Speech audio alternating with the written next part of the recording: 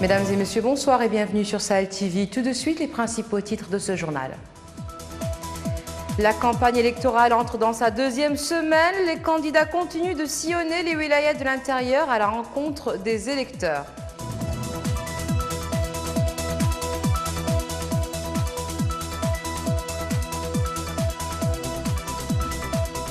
La campagne, c'est aussi l'animation nocturne. Les sites des candidats et les tentes dressées par leur soutien attirent les foules. «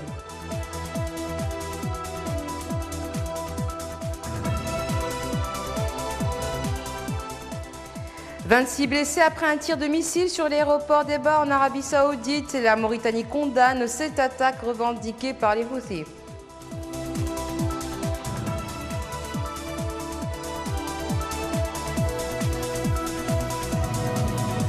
Merci d'être avec nous et nous commençons par cette nouvelle. Le ministère de l'Éducation nationale et de la formation professionnelle a publié hier un communiqué fixant à demain, vendredi 14 juin, l'organisation de l'examen de mathématiques pour la série scientifique et celle des lettres modernes pour le baccalauréat 2019. Les épreuves de mathématiques avaient été annulées en début de semaine pour les deux séries pour raison de fuite. Le Forum mauritanien des ulama et des imams de Mauritanie a élu l'imam Ahmed Val ou le cheikh Ahmed Val ou le Saleh au poste de président, succédant ainsi à feu l'imam cheikh Mohamed Emin Hassan, décédé depuis quelques jours, ex-ministre des Affaires islamiques et de l'enseignement originel. Ould Saleh est professeur à l'Institut supérieur des études et des recherches islamiques, l'ISERI. Son élection intervient à l'issue d'une assemblée générale du dit forum organisée hier mercredi dans la capitale Nouakchott. Human Rights Watch a, dans un communiqué rendu public aujourd'hui, demandé aux autorités mauritaniennes de délivrer un passeport à Mohamedou Ould Salahi, ancien détenu de Guantanamo, ou a expliqué les motifs légaux qui font obstacle à cette délivrance de passeport. Human Rights Watch rappelle qu'après avoir été détenu pendant plus de 14 ans, Mohamedou Ould Salahi, l'auteur d'un mémoire sur son séjour à Guantanamo, a été libéré par les États-Unis et renvoyé dans son pays, la Mauritanie, où les autorités semblent maintenant restreindre arbitrairement ses droits. Human Rights Watch fait état d'un article du 15 avril 2019 dans le journal New Yorker où est cité un diplomate américain non identifié qui aurait déclaré que la Mauritanie avait convenu avec les États-Unis de ne pas donner de passeport à Ould Salahi avant l'expiration d'un délai non divulgué depuis son retour de Guantanamo. Le candidat Sidi Mohamed El Boubacar a organisé hier soir dans un hôtel de Nouakchott une conférence de presse au cours de laquelle il a présenté le livret comportant son programme de campagne. Il a notamment passé en revue quelques grandes lignes de son contenu devant un parterre de journalistes. Plus de détails avec Sidi Ahmed Beyilato. C'est en présence de quelques membres des partis, de soutenants et de cadres de son directoire de campagne que le candidat Sidi Mohamed Boubacar, présentant son livret contenant son programme qui sera traduit dans toutes les langues, a-t-il dit, a indiqué que ce programme électoral est un programme ambitieux qui comprend deux principaux axes. Ambitieux, mais concret. Il vise à répondre aux défis les plus urgents auxquels est confronté notre pays, à savoir les injustices, les inégalités sociales, le chômage massif, surtout dans les rangs des jeunes, la pauvreté généralisée et la mauvaise gestion, qui est peut-être le défi le plus grave, parce que sans bonne gouvernance, sans une gestion saine, quelles que soient les ressources d'un pays, quelles que soient les ressources actuelles ou futures, un pays où règne la mauvaise gouvernance ne peut pas progresser, ne peut pas aller de l'avant. Enfin, j'ai conçu ce programme à l'écoute de mes concitoyens et en essayant de répondre au mieux aux attentes et aux aspirations que j'ai cru déceler chez eux. Enfin, je voudrais dire que ce programme va être disponible demain dans nos langues nationales, le Pulaar, le Wolof, le Soninké, et je pense que ce sera la première fois où un programme électoral sera disponible dans les langues nationales. Mohamed Bakar a aussi indiqué que son programme axera sur le renforcement de la séparation des pouvoirs, précisant que l'État de droit ne peut exister que s'il y a un équilibre entre les pouvoirs exécutifs et législatifs.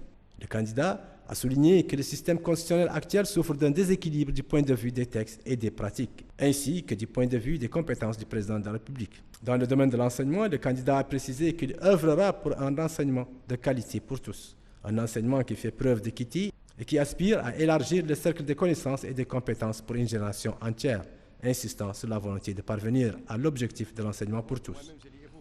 Bakar a en outre indiqué qu'il s'engagera à améliorer les conditions de vie du personnel de la santé à travers l'augmentation des salaires de façon substantielle et celle de l'accès aux prestations sanitaires, notamment pour les couches sociales les plus vulnérables, qui pourront, a-t-il dit, accéder aux urgences et bénéficier des soins sans frais, insistant sur la nécessité d'élargir la couverture de la Caisse nationale d'assurance maladie pour englober les retraités et le secteur informel pour une première phase, pour ensuite la généraliser à toutes les populations du pays. Boubacar a, au cours de cette conférence de presse, énuméré 30 points essentiels de son programme pour bâtir un pays fort, démocratique et uni, avant de donner la parole aux journalistes qui manquaient d'organisation. Le candidat à la présidentielle, Khan Hamidou Baba, a indiqué que son programme électoral accorde un grand intérêt au développement du pays, à la création d'opportunités d'emploi pour les jeunes et à l'insertion des femmes dans la vie active. Au cours du meeting électoral qu'il a présidé dans la ville de Kiev, il a promis, une fois arrivé au pouvoir, d'édifier l'état de justice, de réaliser l'égalité, de protéger les libertés individuelles et collectives, soulignant que son programme va œuvrer à la consolidation de l'unité nationale à travers le règlement du passif humanitaire, la construction d'un système éducatif fort, unifiant l'école mauritanienne et permettant l'émergence d'une génération mauritanienne caractérisée par la cohésion. Il a ajouté que le scrutin du 22 juin 2019 est essentiel dans la détermination de l'avenir du pays, invitant ses soutiens à résister et à faire barrage aux tentatives de fraude que certains, selon lui, ne manqueront pas d'entreprendre. À Nouakchott, pendant ce temps, les soirées électorales rythment la campagne. Les tentes aménagées en sites dans les différentes moqata'a de la capitale attirent de plus en plus de personnes, des sympathisants, des candidats, mais aussi de simples citoyens venus par curiosité. Retour à Sidi Ahmed Beilatou. Alors que les différents candidats battent campagne à l'intérieur du pays, les soirées festives rythment la vie nocturne à Nouakchott. Des centaines de tentes dressées dans toutes les moqata'a de la capitale rassemblent tous les soirs des dizaines de sympathisants des candidats et parfois des citoyens curieux attirés par la musique que distillent des haut-parleurs à coups de décibels. Des artistes s'y produisent tous les soirs. Ils chantent dans toutes les langues nationales pour mobiliser les électeurs sur les programmes des candidats à la présidentielle du 22 juin prochain. Ces spectacles attirent beaucoup de jeunes venus joindre l'utile à l'agréable. Certes, nous sommes très attirés par l'ambiance, mais nous sommes aussi intéressés par le climat dans lequel se déroule la campagne. Nous voulons que celle-ci soit apaisée, responsable et démocratique, disent certains. Jusqu'ici, nous constatons que les choses se déroulent normalement. Chaque site de campagne a sa propre organisation et sa manière de sensibiliser les électeurs, ajoute-t-il. Les femmes sont aussi fortement mobilisées. Elles ont leur initiative pour soutenir le candidat de leur choix. Nous avons préféré les initiatives 17 dames pour laquelle chacun peut contribuer comme il l'entend et selon sa conviction. Ces soirées électorales font l'affaire des artistes. Les plus sollicités parmi eux donnent des concerts dans plusieurs sites en une seule nuit et jusqu'au petit matin. La République islamique de Mauritanie a condamné aujourd'hui, dans un communiqué rendu public par le ministère des Affaires étrangères de la coopération, l'attaque qui a visé l'aéroport d'Eba au Royaume arabe d'Arabie saoudite. La Mauritanie exprime dans ce communiqué sa totale solidarité et son appui à l'Arabie saoudite sur tout ce qui est de nature à toucher à la préservation de sa sécurité, à l'intégrité de son territoire et à son rôle central dans la région et dans le monde. Le porte-parole officiel de la coalition pour le rétablissement de la légalité au Yémen, le colonel-major Turkel Maliki, a déclaré hier qu'un missile tiré par les Houthis est tombé sur l'aéroport international de la ville d'Eba, sur l'espace réservé aux passagers civils à l'arrivée de cet aéroport par lequel transitent quotidiennement des milliers de voyageurs saoudiens et étrangers. Ce tir aura entraîné des blessures pour 26 personnes de différentes nationalités, dont 3 femmes, yéménites, indiennes et saoudiennes, et 2 enfants de nationalité saoudienne. Le colonel El Maliki a ajouté que 8 parmi les blessés ont été acheminés vers l'hôpital pour recevoir des soins, tandis que 18 autres légèrement blessés ont été soignés sur place. Il a ajouté que les institutions militaires et sécuritaires sont en train d'étudier le type de missile utilisé lors de cette attaque. Les Houthis qui avaient revendiqué cette attaque ont déclaré avoir utilisé un missile cruise. Coup de tonnerre à Alger, l'ancien Premier ministre Ahmed Ouyaya a été placé hier sous mandat de dépôt par un juge d'instruction de la Cour suprême dans le cadre de l'affaire visant le businessman Mahiddine Tahout. Récit de Hamaoula Diagana. L'ancien chef de gouvernement Ahmed Ouyaya est arrivé hier en début d'après-midi dans le bâtiment de la Cour suprême. Il a été longuement auditionné par le juge en charge de l'enquête sur le patron Mahiddine Tahout avant d'être mis en examen pour plusieurs chefs d'inculpation. Il sera transféré à la prison d'El Harrach où sont déjà incarcérés plusieurs hommes d'affaires inculpés dans le cadre d'enquêtes sur des affaires de corruption présumées. L'ex-premier ministre, 66 ans, avait été mis en examen lundi 11 juin par un juge d'instruction du tribunal d'Alger dans le cadre de l'affaire visant Mahiddine Tahout, qui est le propriétaire de l'usine de montage de voitures Hyundai à l'ouest d'Alger. 2 anciens ministres, un actuel ministre, 5 anciens walis et 2 walis en exercice sont poursuivis pour le même dossier. Il est reproché aux prévenus 8 chefs d'inculpation: blanchiment d'argent, transfert de biens obtenus par des faits de corruption, dilapidation de deniers publics, abus de pouvoir volontaire à l'effet d'accorder d'indus privilèges en violation des lois et réglementations, conflit d'intérêts avec violation des procédures en vigueur en matière de marché public au bénéfice du pouvoir et de l'influence des agents de l'État et incitation d'agents publics à exploiter leurs influences effectives et supposées dans le but de bénéficier d'indus privilèges. Des émissaires américains et africains ont intensifié leurs efforts aujourd'hui à Al-Khartoum pour trouver une solution à la crise entre les militaires au pouvoir et le mouvement de contestation au Soudan, où le président déchu Omar al-Béchir a été inculpé pour corruption.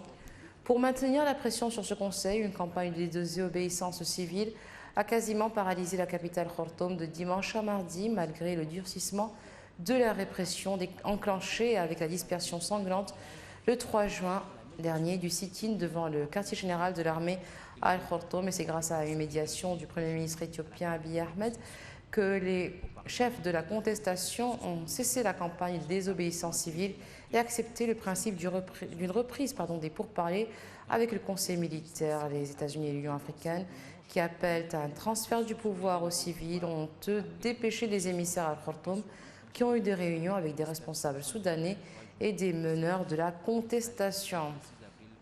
Et ainsi se termine ce journal. Tout de suite le rappel des titres. La campagne électorale entre dans sa 2e semaine. Les candidats continuent de sillonner les wilayas de l'intérieur à la rencontre des électeurs.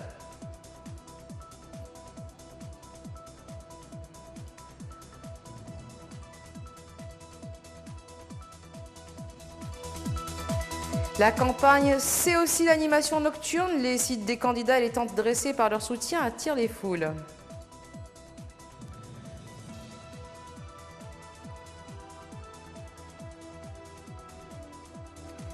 « 26 blessés après un tir de missile sur l'aéroport d'Eba en Arabie Saoudite. La Mauritanie condamne cette attaque revendiquée par les Houthis.